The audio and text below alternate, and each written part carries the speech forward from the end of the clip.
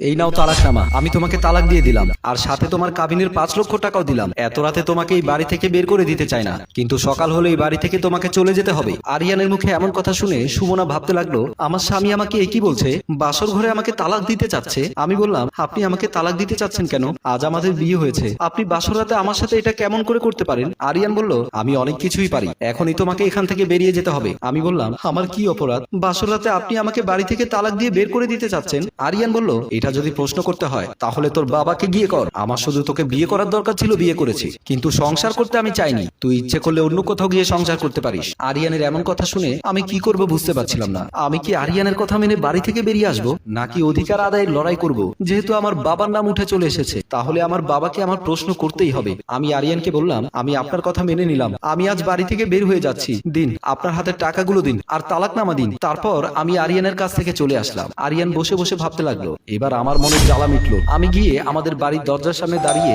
দরজায় calling bell দিতে লাগলাম। আমি দেখতে পেলাম আমার বোন দরজা খুলে দিল। আমাকে দেখে বলল, তুই বাড়িতে চলে আসলি? আজকে তোর বিয়ে হয়েছে, শ্বশুর বাড়ি ছেড়ে আমাদের বাড়িতে কেন চলে আসলি? আমি আমার বোনের কথার কোনো জবাব দিচ্ছিলাম না। আমি সেখান থেকে ঘরের ভেতরে চলে আসলাম। আমার বোন দাঁড়িয়ে দাঁড়িয়ে ভাবতে লাগ। ড্রয়িং রুমে এসে দেখতে পেলাম আমার বাবা বসে রয়েছে। আমি আমার বাবার কাছে গিয়ে আগে যে প্রশ্নটা করলাম, তা হচ্ছে, আমার জীবনটা কেন নষ্ট করে দিলে? কি দোষ ছিল আমার? আমার বাবা আমাকে বলল, কি হয়েছে, তোর দোষারোপ করছিস কেন? আমি কি এমন করেছি? আমি আমার বাবাকে বললাম, আমি তাই তোমাকে বলছি, তুমি কি এমন করেছো যার জন্য আমার স্বামী আমাকে বাড়ি থেকে বের করে দিল? আমার বাবা আমার কথা শুনে চুপ হয়ে গেল, কোনো কথা বলেনি, চুপচাপ দাঁড়িয়ে রইল। আমি বললাম, তোমার পাপের শাস্তি আমাকে কেন পেতে হবে? এমন সময় আমার বোন এসে প্রবেশ করলো। কান্না করতে করতে বলতে লাগলো, যা কিছু হয়েছে এসব কিছু আমার জন্য হয়েছে। আমি তখন কলেজে লেখাপড়া করতাম, আমি আর আজাদ দুজন একসাথে লেখাপড়া করি, আমরা দুজন একসাথে আসা যাওয়া করতাম। দুজনের মাঝখানে একটা ভালোবাসা হয়ে গিয়েছিল, একজন আরেকজনকে ছাড়া কখনোই কলেজে যেতাম না। একদিন আজাদ আমাকে বলল, আমি তোমাকে অনেক ভালোবাসি, আমরা বন্ধু থেকে প্রেমিক প্রেমিকা হতে পারি না?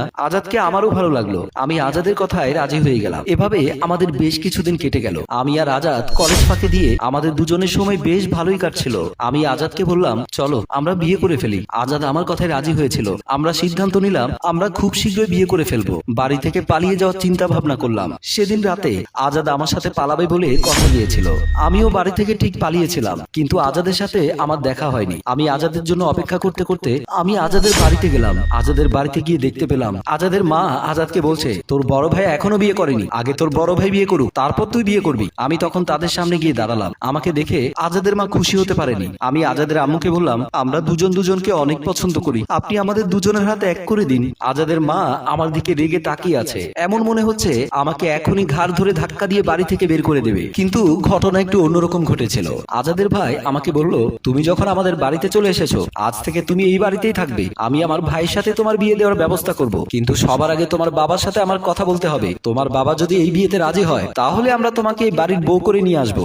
ভাইজানের কথা শুনে আমার অনেক খুশি লাগছিল, যা চেয়েছি তাই পাচ্ছি। তার কয়েকদিন পর আজাদ তার মাকে নিয়ে আমাদের বাড়িতে এসেছিল আমার বাবার সাথে আজাদের আর আমার বিয়ের কথা বলার জন্য। আজাদের মা বলল, আমার ছেলে আর আপনার মেয়ে দুজন দুজনকে অনেক পছন্দ করে, তাই আমি এসেছি আমার ছেলের বিয়ের জন্য প্রস্তাব নিয়ে। এখন আপনি কি বলেন? আপনি যদি চান আপনার মেয়ের সাথে আমার ছেলের বিয়ে হবে। আমার আরেকটি ছেলে রয়েছে, সে আসতে চেয়েছিল কিন্তু কাজের জন্য আসতে পারেনি। আমার বাবা কিছুক্ষণ চিন্তা ভাবনা করে বলল, সমস্যা নেই, আমি বিয়েতে রাজি আছি। তারপর সবার কথা মতো আমাদের বিয়ে ঠিক হয়ে গেল। আমরা বেশ ভালোভাবেই সংসার করছিলাম। আজাদ ভালো একটি কাজ পেয়েছিল, ভাইয়ের সাথে তাল মিলিয়ে সংসারের হাল ধরেছে। আজাদ সারাদিন অফিস করে রাত হলে বাড়ি ফিরে আসে। আমি ড্রয়িং রুমে বসেছিলাম। আজাদ আমাকে বলল, চলো আমরা একটা সন্তান নিয়ে নেই, তাহলে দেখবে আমাদের দিন ভালোই কাটবে। আমি বললাম, এখন কোনো সন্তান নিতে চাই না, আগে তুমি আর আমি বেশ কিছুদিন ভালোভাবে সময় কাটাই, তারপর আমরা সন্তান নিব। এমন কথা বলতে বলতে আমার বাবা আসলো। বাবাকে দেখেই আমরা বেশ খুশি হয়েছিলাম। আমার বাবাকে বেশ কিছুদিন থাকার জন্য বললাম। বাবা বলল, আমার তো বাড়িতে কোনো কাজ নেই, তুই যখন বলছিস তাহলে থেকে গেলাম।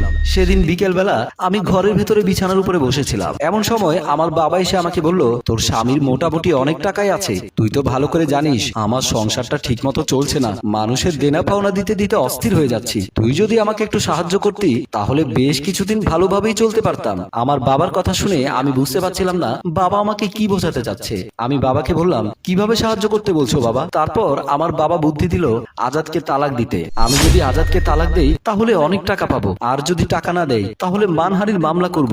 আদালতে মানহানির মামলা করলে অনেক টাকা কামাতে পারবো। আমার বাবার কথা আমার মানতে খুবই কষ্ট হচ্ছিল, তবুও আমার বাবার কথা শুনে মানতে হলো। আমি বললাম, তুমি যাই বলবে তাই করবো। সেদিন আমি আজাদকে বললাম, তোমার সাথে আমি সংসার করব না, তোমার তোমার মতো লোকের সাথে সংসার করা আমার পক্ষে পসিবল না। তুমি একটা চরিত্রহীন। অনেক মেয়ের সাথে তোমার সম্পর্ক রয়েছে। আজাদ আমার কথা শুনে বিশ্বাস করতে পারছে না। আমার মুখে আজাদ এই ধরনের কথা শুনে বলল, তুমি কি তোমার মাঝে রয়েছো? আমাকে কি বলছো? এমন সময় আমার বাবা বলল, আমার মেয়ে ঠিক কথাই বলেছে। আমি দেখেছি আপনার ছেলে রাস্তায় অন্য মেয়ে নিয়ে হাঁটছে, তাকে বলছে আমার মেয়েকে তালাক দেবে। আমি বাবা হয়ে আমার মেয়ের জীবন নষ্ট করতে পারবো না। আপনার ছেলেকে বলেন দেনমোহরের টাকা দিয়ে আমার মেয়েকে তালাক দিতে বলেন। আমার শাশুড়ি বলল, এখন আমি বুঝতে পেরেছি আপনারা টাকার জন্য এমন করেছেন। টাকা যদি আপনাদের দরকার হয় আমিই দেব, তবুও আপনারা আমার ছেলেকে বদনাম করবেন না। আমি তখন চুপ করেছিলাম। আমি কি করে বলতাম আজাদ কোনো ভুল করেনি। আমি চুপ থাকাতে আজাদ বলল, মা আমি তালাক দিয়ে দেব। টাকার জন্য যখন এমন করছে আমি টাকা দেব। এই কথা বলে ঘরের ভেতর গিয়ে টাকা এনে আমার বাবার হাতে দিয়ে বলল, টাকা আমি আপনাকে আগেই দিয়ে দিলাম, তালাকনামা পাঠিয়ে দেব। আমার বাবা খুশি মনে টাকা নিয়ে ড্রয়িং রুম থেকে বেরিয়ে আসলো। আমিও বাবার পেছন পেছন চলে আসলাম। সব কথা শুনে আমি আমার বাবাকে বললাম, শুধুমাত্র তোমার লোভের কারণে আমার জীবনটা নষ্ট হয়ে গেল। কি এমন দরকার ছিল বাবা লোভ করে আমার বোনের জীবনটাও নষ্ট করে দেওয়া? আর তার সাথে তুমি আমার জীবনটাও নষ্ট করে দিলে। বোন, তুই বাবার কথা শুনে অনেক বড় ভুল করেছিস। তুই যদি বাবার কথা শুনে আজাদকে তালাক না দিতি তাহলে হয়তো তোর জীবনটাও সুখে কাটতো। বাবার বাড়িতে পড়ে আছিস,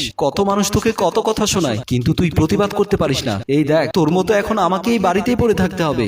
বাবার ভুলের শাস্তি আমরা মেয়ে পাচ্ছি। কথায় আছে না, লোভে পাপ, পাপে মৃত্যু।